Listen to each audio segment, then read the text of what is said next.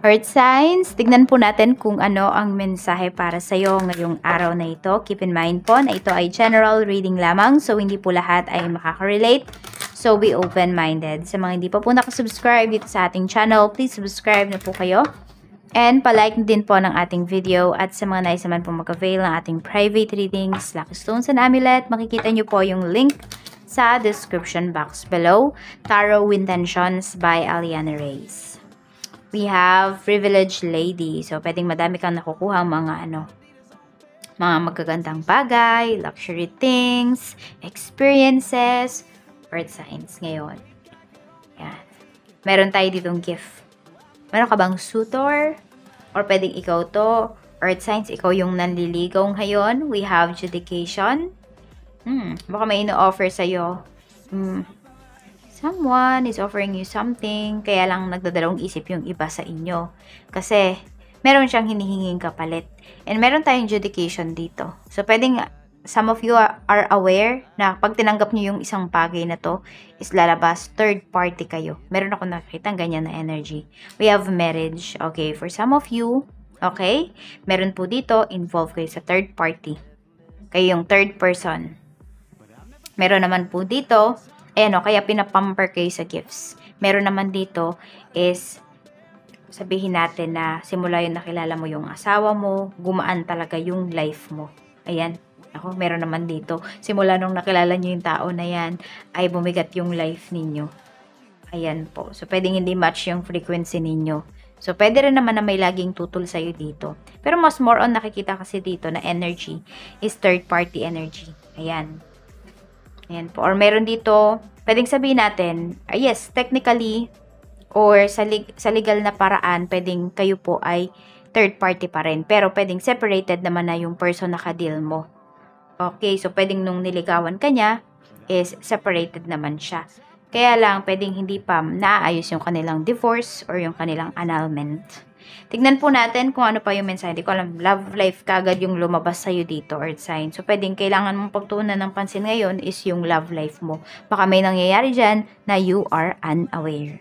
Tignan po natin kung ano pa yung mensahe para sa'yo. Spirit guide, ano po yung privileged lady natin? What is privileged lady? Meron tayo ditong the fox. Okay, so meron talaga dito. It's either kayo nga talaga to earth signs. Ginagamit nyo lamang talaga yung isipan ninyo.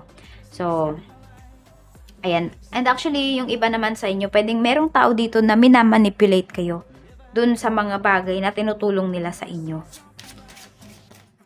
Meron tayo ditong the garden. Ayan po. So, ito, pwedeng nagpo-post kayo sa social media ngayon, or madami kayong pinopost sa social media ninyo, mga pinupuntahan ninyo, mga gifts na nare-receive ninyo, mga material things. Ayan po. So, actually, madami nainggit sa inyo dito. Sabi ni Universe, ingat kayo dito kasi baka ma-evil eye kayo. So, tignan po natin what is judication. We have the book. Ayan.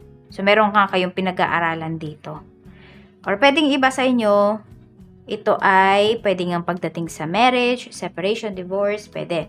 Pwede rin naman na ito po ay pagdating sa school. Ayan.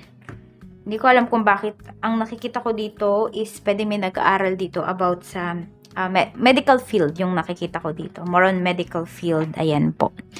So, baka meron dito, kakaaral ninyo, kakatrabaho, medyo nakalimutan nyo na yung love life ninyo, kaya parang ito yung sinasabi sa inyo ni Universe. Kailangan mong pagtuunan ngayon yung love life mo, re-evaluate mo, reassess mo, kung ano ba nangyayari. Meron tayo ditong the house, we have marriage, ayan po, so pwedeng meron na dito. Bibili kayo ng bahay ng asawa mo, yung mga pangarap po ninyo, unti-unti nyo nang natutupad. Ayan. May nag-ano dito, house hunting. Ngayon, ayan po, house hunting. Tignan pa natin ano pa yung mensahe. Spirit guide, ano pa po ang mensahe natin for earth signs. Okay, mayroon tayo ditong celebration, gifts, abundance. So, may gifts na naman tayo dito. Ayan po. So, ingat ka lang, earth signs, sa mga tao na tumutulong sa'yo kuno or may mga binibigay sa'yo ng mga gifts or nakikicelebrate sa mga winnings mo. Pero hindi naman present nung nagsasuffer ka. So, pwedeng it's either yung mga taong to ginagamit ka. They are using you. Ngayon, Ayan, sumasakay sila sa light mo. Sumasakay sila sa tagumpay mo, sa victory mo. So, tignan mo kung sino yung mga taong yan. Mga manggagamit po yung tao na yan. Tignan natin. Yan. Pwedeng namamanipulate ka din nila. Sabi ko nga, sa mga binibigay nila sa'yo, attention man yan, pera man yan, gifts man yan, pwedeng namamanipulate ka. Meron tayo ditong healing the inner child. Ayan. Okay, so yung iba sa inyo, kaya kayo nagpo-post ng something, natutuwa kayo pag may nagbibigay po sa inyo kasi meron dito, pwedeng nung bata kayo is deprived kayo sa mga material things. So ngayon, ayan, hinihil nyo yung inner child po ninyo or yung traumas po ninyo. Ayan. Pero more on your inner child. Ayan. So kaya binibigay mo sa sarili mo yung mga hindi mo nakuha nung bata ka. Kahit mga simpleng bagay man lang yan noon. Sabihin natin, meron kang hindi nabibiling chichirya na gustong-gusto mo nung bata ka, binibili mo yun ngayon kasi nakapagtrabaho ka na, kumikita ka na. So yun, hindi nyo pinagkakait yun sa sarili ninyo ngayon. So maliliit lang yan na bagay, pero it can heal you. It can heal your inner child. So wag nyo pa rin yang ipagdamot sa sarili ninyo. Kahit sabihin natin, yung iba sa inyo, medyo matanda na po kayo. Tapos, sabihin natin, meron dito nanonood pa ng anime, yung mga ganyan, di ba? Pag kunwari may nakakita sa'yo na hindi nakakaintindi or hindi sila mahilig sa anime, sabihin nila, uy, pambata lang yan, etc., etc. So, ayan. So, heal your inner child. Makakatulong po yan sa inyo in this lifetime. Tignan natin, what is book and education? Ayan, we have empowerment. So, as you are studying, as you are researching, mas nagiging powerful ka. Mas na-open yung mind mo. Yan. Mas lumalakas ka. Kaya lang kasi, hindi po lahat ng nalalaman natin, dapat i-share natin sa ibang tao.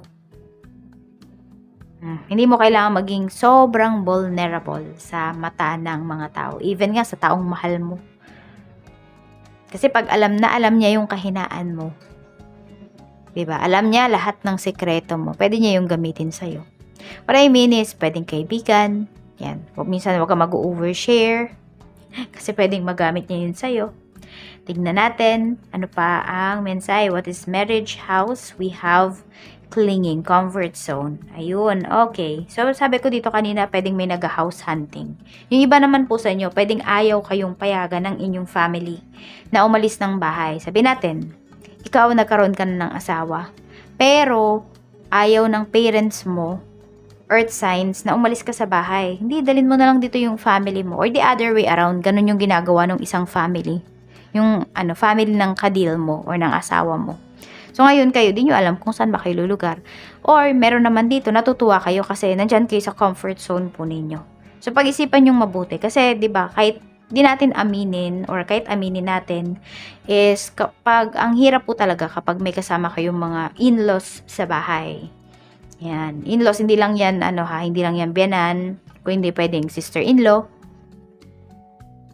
Diba? Sister-in-law, brother-in-law. So dapat talaga pag may asawa na, nakabukod na. So pwedeng yan yung kailangan ninyong pagtuunan ng pansin ngayon or bago matapos ang taon. Tignan po natin or kailangan pag-usapan ngayong araw. Tignan po natin, Spirit Guide. Ano pa po ang mensahe natin? Mensahe po natin for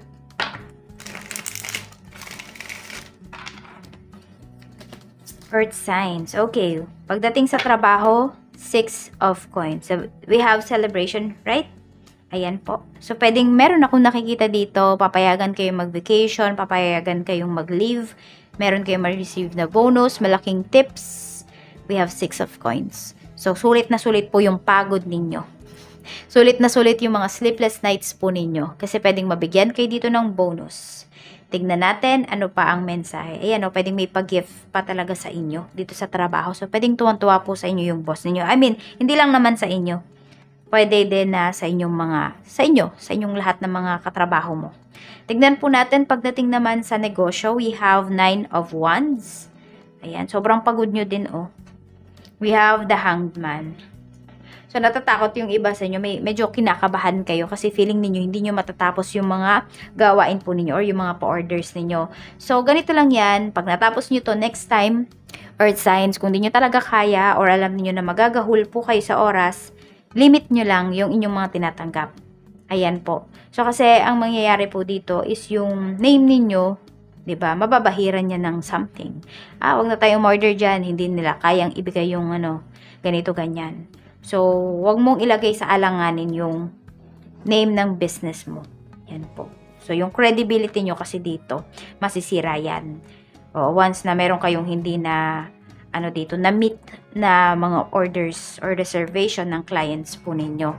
Meron tayo ditong the high priestess pagdating sa money. Yan, meron dito medyo nagbubulag-bulagan kayo. We have the devil. Okay, nagbubulag-bulagan yung iba sa inyo dito in terms of your finances kasi alam mo na parang wala ka namang magagawa. Yan yung nasa isip mo. Okay na yan? Wala naman akong magagawa eh. Kunwari sa trabaho, hindi maganda yung ninyo, yung kinikita ninyo. Pero alam niyo sa sarili ninyo, earth signs, na pag naghanap ka ng trabaho, pwedeng makahanap ka ng mas magandang trabaho. Pero dahil yan, medyo nasa comfort zone nga po yung iba sa inyo, okay na yan. So parang pagtiisan na muna natin, which is totoo din naman. Okay lang din naman talagang magtiis, lalo na kung wala, hindi ba? Sabi nga pag maigsi ang kumot, matutong mamaluktot, which is totoo naman talaga. Yan. So yan yung iba. Pero wag kayong magbulag-bulagan pagdating sa finances ninyo. Because you are knowledgeable about sa kinikita mo, about saan mo dadalhin yung perang kinikita mo. Kasi baka mamaya may mga tao na dito na niloloko ka, na ginagatasan ka. Meron tayo ditong Queen of Swords pagdating sa not finances. This is about your marriage. This is about your love life. So, meron dito, still single pa rin. Medyo cold kasi kayo. Natatakot yung ibang tao na mag-reach out sa inyo. Ayan. Tapos, okay, meron na nga dito, kung magkarelasyon man kayo, mag-asawa man kayo, so walang usad kasi na nangyayari sa relationship. Walang progress. So, yung mga plans, hindi siya natutupad kasi pwedeng nakapisan pa kayo sa parents po ninyo. So, katulad nung sinabi nga kanina dito, yan, pag may asawa na, may nai-stress po dito, mukhang nag-aaway kayo. May nagsisigawan, merong gigil na gigil, pero hindi makaporma dahil nga madaming matang nakatingin. Alam mo yun, parang sasama na lang yung loob mo. Baka atakihin yung iba sa inyo dahil hindi nyo malabas yung mga gusto ninyong sabihin sa person ninyo. Bakit? Kasi naiipon dahil nga meron dito nakapisan sa parents. Diba? Pag sumagot ka, pag inaway mo yung anak nila, ikaw na yung masama. Kaya pag-usapan ninyo ng mahinahon, ng asawa mo, ng person mo, kung saan ba talaga kayo lulugar. Ayan. Pwede naman bigyan mo siya ng ultimatum. Kasi nahihirapan ka na dito. Stress po yung inaabot mo. Ayan. Pwede kasi, diba, nag-aalaga na kayo ng baby, nag-aalaga na kayo ng mga anak ninyo. Tapos, yun. Dahil nyo pang sermon na nare-receive coming from your in-laws. Or pwedeng hindi mo talaga sila makasundo. May mga ganun kasi. Di ba nga minsan pag may makita tayong tao, kung parang, alam mo yung, hindi naman literal na kumukulo yung dugo natin, pero yun yung nafe-feel mo eh. Parang mainit ka agad yung ulo mo dun sa tao na yun. So, hindi kayo same ng frequency. It's either you are on the low side or siya yung low side. Di ba? Baka nasa higher side ka. So, ayan. Ito po yung mga lucky numbers mo. We have number 3, 30, 17, and number 12. Maraming salamat, Earth Signs, and see you again tomorrow. Bye!